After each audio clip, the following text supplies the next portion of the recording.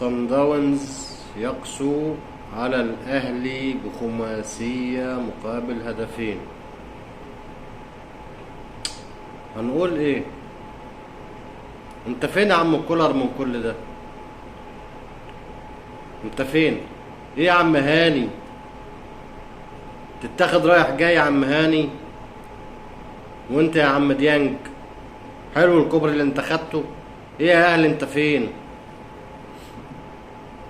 فين الفنيات بتاعتك؟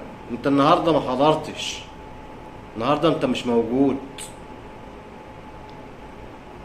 النهارده صن داونز اثبت جدارته ان هو ياخد دوري ابطال افريقيا. اهلي ايه؟ انا اهلاوي بس حزين جدا جدا جدا على الاداء ده. مش اداء لعيبه، لا ده اداء لعيبه بتلعب كره شراب، ولو لعيبه بتلعب كره شراب هتسد تبقى رجاله. الاهلي نزل له الشوط الاول مفيش اي فنيات، مفيش اي مهاره. ماتش نزل لي طاهر، ده مش ماتش طاهر ولا ماتش محمد هاني. مخلي لي كهربا منزله لي اخر ربع ساعه ولا قفشه. ايه يا جماعه؟ في ايه؟ في ايه اللي حصل لكم النهارده؟ لا بجد انتوا حرام اصلا تصعدوا، بجد على لعبكم دهوت حرام تصعدوا، على لعبكم دهوت مع صن داونز حرام تاخدوا دوري. في ايه؟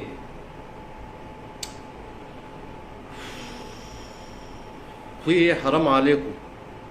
بس اقول لكم ايه، ما انتوا بتتهزموا بتقبضوا، بتفوزوا بتقبضوا، في عادي.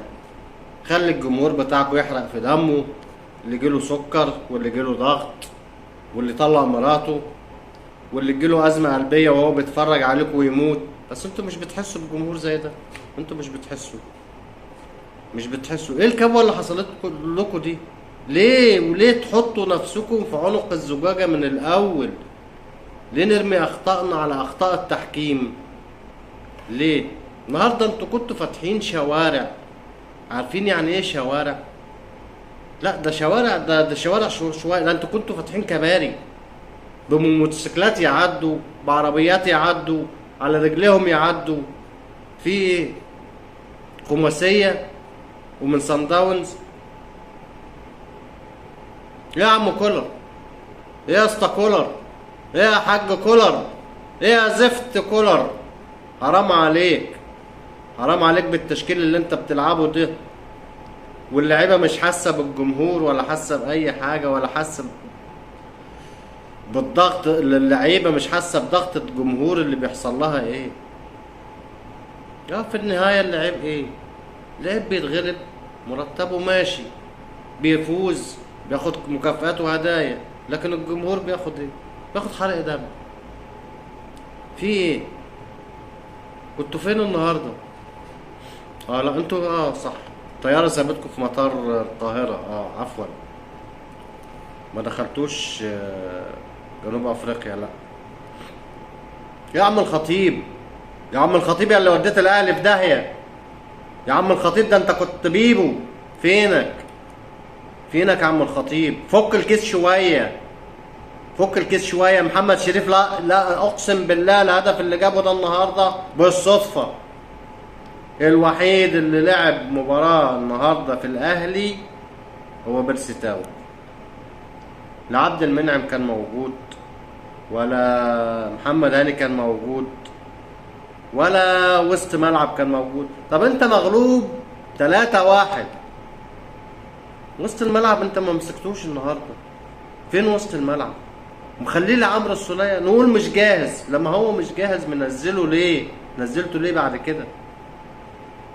اليو ديانج ده خليته ليه؟ مخلي اليو ديانج يعمل ايه؟